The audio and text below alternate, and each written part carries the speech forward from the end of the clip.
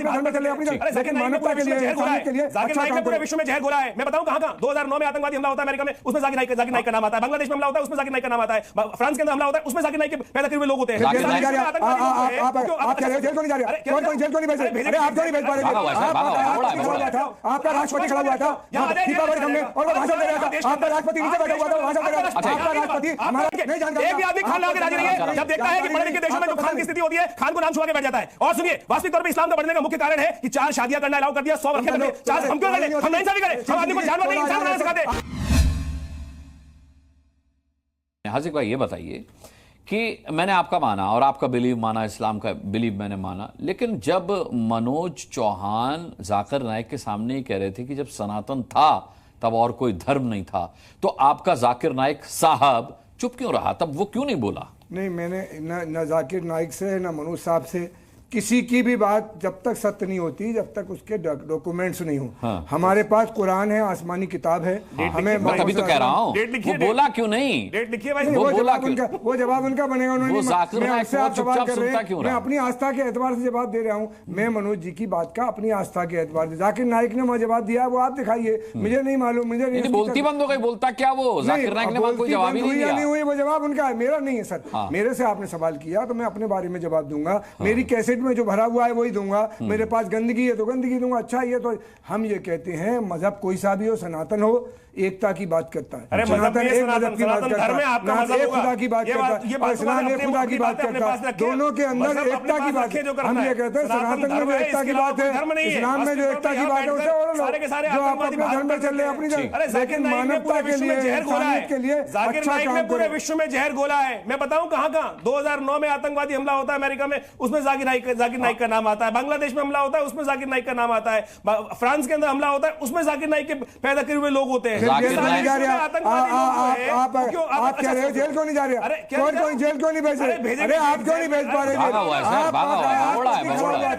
आपका राष्ट्रपति खड़ा हुआ था फीफा वर्ल्ड कप में और वो भाषण दे रहा था। आपका राष्ट्रपति नीचे बैठा हुआ था, वो भाषण दे रहा था। आपका राष्ट्रपति, हमारा राष्ट्रपति जो है वहाँ नीचे बैठा हुआ था। आपका हमारा राष्ट्रपति नीचे बैठा हुआ था और वो भाषण दे रहा था। समस्या ये है कि ये पूरा देश देख रहा है, हमारा पूरा देश देख रहा है।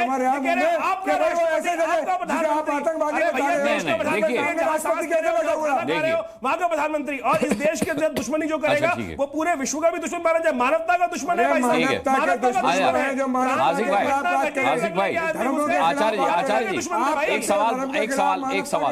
इसलिए आप दुश्मन, एक सवाल पूछना बनता है हाजिक जी से। वहां बैठे मानवता का दुश्मन है, उसकी सपोर्ट में आप पूरा यहाँ पर बैठे हुए लोग जो आचार्य एक सवाल पूछना बनता है। हाजिक खान से एक सवाल पूछना बनता है। हाजिक भाई, आपने कहा कि जाकिर नाइक अगर इतना बड़ा गुनहगार है, भगोड़ा है, आतंकी है, तो हिंदुस्तान में उसे फांसी क्यों नहीं दे दी जाती? बहुत जायज सवाल पूछा आपने। क्या आपने पाकिस्तान से पूछा कि जाकिर नाइक को वहां क्यों बुलाया गया, उसको रेड कारपेट वेलकम क्यों दिया गया? क्या आपने उसको क्रिटिसाइज किया, क्या उसकी आलोचना की? हाजिक खान साहब, अनुराग जी, आप ये बताओ कि जुर्म आप करो और सवाल का जवाब मैं दूं, कैसे दे दूंगा? पाकिस्तान से हमारा क्या लेना? हम तो तस्करा भी नहीं करते। यही भारतीय जनता पार्टी के ऐसे ठेकेदार लोग जो देश में नफरत देते हैं करते हैं, हम उसका समर्थन करते हैं, ना विरोध करते। हमारे मुल्क की सरकार से हम नागरिक हैं, हम अपने मुल्क की सरकार से सवाल करेंगे कि वहाँ हमारा राष्ट्रपति क्यों बैठा रहा? आप यहाँ कह रहे हो वहाँ हमारा राष्ट्रपति कैसे बैठा रहा? बड़े काबिल तारीफ बात आपने हाजिक खान साहब कही कि पाकिस्तान से हमारा क्या लेना देना। मैंने इस वजह से आपसे बात पूछी थी क्योंकि कल ही की डिबेट में एमआईएम के जो प्रवक्ता थे हाजिर अंग्रेज साहब, आप भी थे उनके साथ, तो उन्होंने नसरल्ला को अपना भाई बता दिया था। मेरे भाई की शहादत हो गई। मैंने कहा कहीं पाकिस्तान से आपका भी लेना देना हो।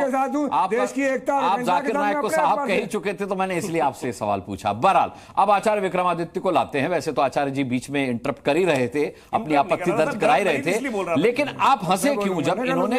देखिए, नहीं, आचार्य विक्रमादित्य, हाजिक खान साहब नहीं मानते कि सनातन सबसे पहले आया, जबकि आप कहते हैं कि इनका डीएनए ही सनातनी है। ये नहीं मानते? देखिए, इनकी किसी के मानने ना मानने से तो कोई मूर्ख है, अपने आप को बता रहा है, वो उसको तो कोई समझा ही नहीं सकता। पूरे विश्व में समझाने का ठेका तो समझने का।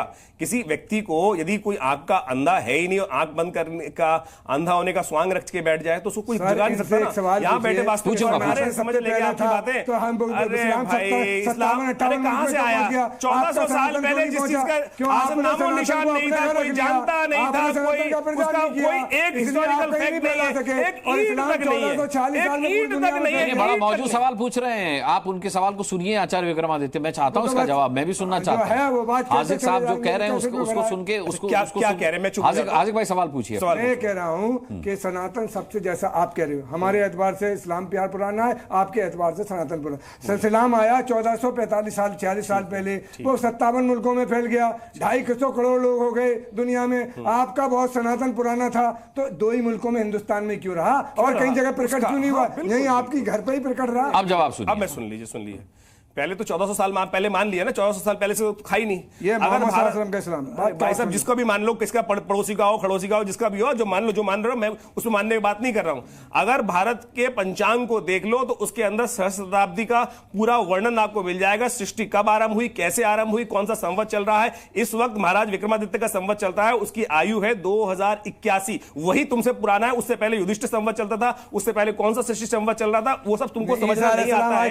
अरे सुन तो लो भाई, मैं आपको उसका डॉक्यूमेंट्री प्रूफ दे रहा हूं, उसका डॉक्यूमेंट्री प्रूफ दे रहा हूं। डॉक्यूमेंट्री प्रूफ लेने के अभी आपने डॉक्यूमेंट्री प्रूफ दे दो, इतिहास, ऐतिहासिक तथ्य दो, एक ही दिखा दो। आज मुझे बताइए, अरे भाई कहां से कहानी मत सुनाओ, कहानी मत सुनाओ। हिस्टोरिकल फैक्ट होगे तब पता चलेगा। विज्ञान हिस्टोरिकल फैक्ट बनता है, वही कागज नहीं दिखाएंगे, बक कोई करते रहेंगे। कागज दिखाने की आवश्यकता नहीं है ना तो कागज दिखाने को राजी है। मैं कह रहा हूं, मैं हिस्टोरिकल फैक्ट देने को यहाँ बैठा हूँ। यहाँ यही बात है कि केवल भोगने की आदत है, भोगने के अलावा कोई काम नहीं करना है। केवल इस विश्व के अंदर क्यों आतंकवादी?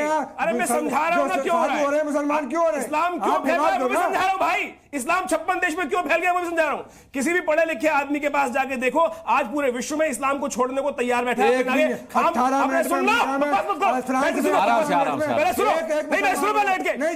भी आदमी खान लगा के राजी नहीं है। जब देखता है कि पढ़े लिखे देशों में जो खान की स्थिति होती है, खान को नाम छुपा के बैठ जाता है। और सुनिए, वास्तविक तौर पर इस्लाम का बढ़ने का मुख्य कारण है कि 4 शादियां करना अलाउ कर दिया, 100 रखे कर दिए। 4 हम क्यों कर ले? हम नाइंसाफी करें? हम आदमी को जानवर नहीं इंसान बनाना सिखाते।